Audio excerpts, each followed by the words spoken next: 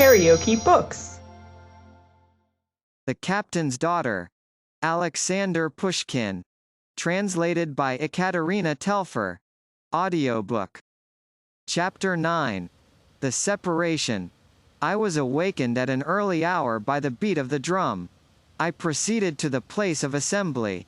Pugachev's mob was already mustering in the vicinity of the gallows, from which yesterday's victims were still suspended.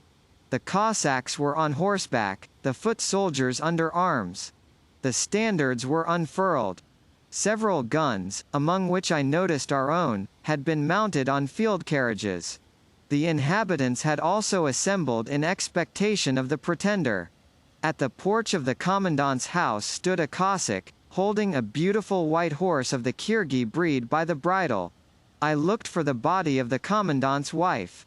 It had been moved a little on one side, and covered with a piece of matting. Pugachev appeared. The crowd uncovered. Pugachev stopped in the doorway and saluted it. One of the chiefs handed to him a bagful of coppers, which he scattered in handfuls. The people rushed in a noisy scuffle to pick them up. Pugachev was surrounded by his principal accomplices. Shvabrin was one of the number. Our eyes met. He probably read contempt in mine, for he turned away with a look of genuine malice, and feigned derision. Perceiving me in the crowd, Pugachev nodded his head, and beckoned me to come to him. "Listen," said he. "Go at once to Orenburg, and tell the governor and all the generals that they are to expect me in a week. Recommend them to welcome me with childlike love and obedience. Otherwise, they shall not escape a cruel death. A happy journey to you, your lordship." Turning to the people, and pointing to Shvabrin, he said, "Here, my children, is your new commander. Obey him always, he is responsible for you and for the fortress." I heard these words with horror. Once in command of the fortress, Maria Ivanovna was in his power. My God! What would become of her? Pugachev descended the steps. The horse was led to him. He flung himself quickly into the saddle, before the Cossacks who were in attendance had time to assist him. Of a sudden, my Savelich stepped out of the crowd, approached Pugachev, and handed to him a sheet of paper. I could not conceive what it was all about. "What is this?" asked Pugachev, with dignity. "If thou wilt but read, thou shalt know," replied Savelich. Pugachev took the paper and examined it for a long time, with a significant air.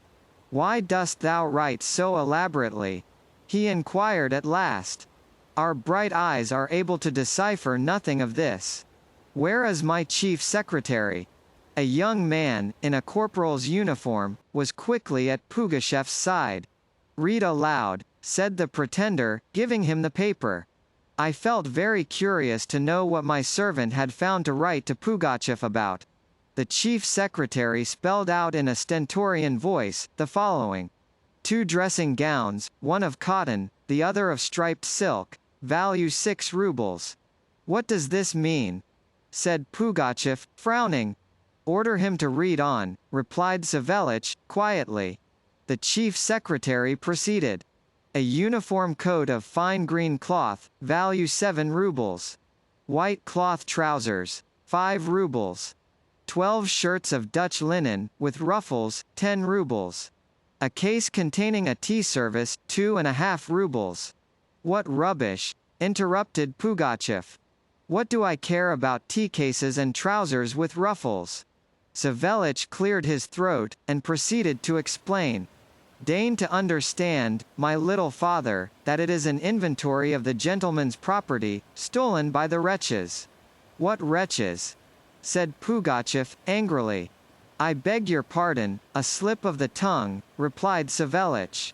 "The wretches are not wretches, but thy boys have, for all that, rummaged and plundered. Do not get angry. A horse has 4 legs, and yet he stumbles. Now order him to read on."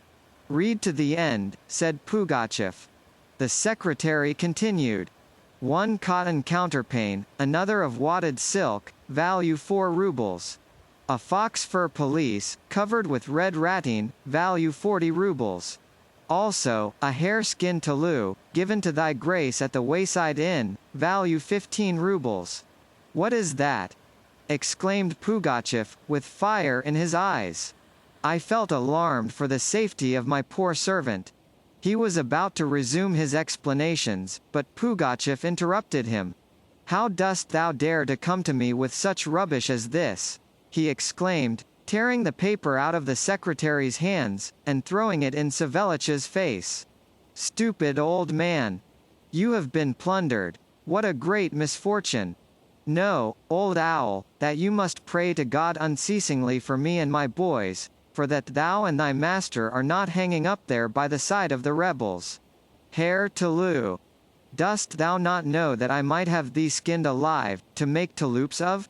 As thou pleasest, answered Savelich, but I am not a free man, and must give an account of my master's property. Pugachev was evidently in a generous mood. He turned and rode away, without adding another word. Shvabrin and the chiefs followed him. The forces left the fortress in military order. The crowd rushed out to escort Pugachev. I and Savelich only remained in the square. He was holding his inventory, which he looked at regretfully. Sensible of the good understanding existing between Pugachev and myself, he thought of turning it to advantage, but his ingenuity was ill rewarded. I was about to scold him for his misplaced zeal, but had some difficulty in suppressing my laughter. Laugh, sir, said Savelich, laugh. We shall see whether it is a laughing matter when we have to provide a new outfit. I hurried away to the priest's house, to see Maria Ivanovna. The priest's wife met me with a sad announcement. Maria Ivanovna had been attacked during the night with a violent fever. She lay unconscious and delirious. Conducted to her room, I gently approached her bed. I was alarmed at her altered appearance. She did not recognize me. I stood and looked at her for a long time, regardless of Father Gerasim and of his good-natured wife, both of whom endeavored to comfort me. I was agitated by gloomy thoughts. The condition of the poor, unprotected orphan, in the midst of lawless rebels, and my own helplessness in her behalf, terrified me.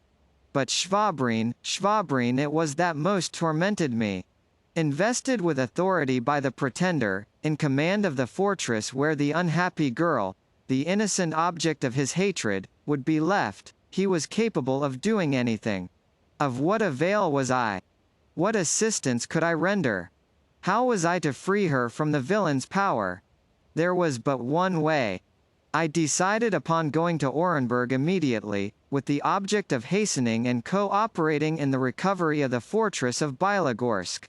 I bid the priest and Akulina Pamfilovna farewell, eagerly entrusting to their charge, her whom I already looked upon as my wife. I seized the poor girl's hand, my tears flowing fast as I kissed it. "Good-bye," said the priest's wife, accompanying me to the door. "Good-bye, Peter Andreevich.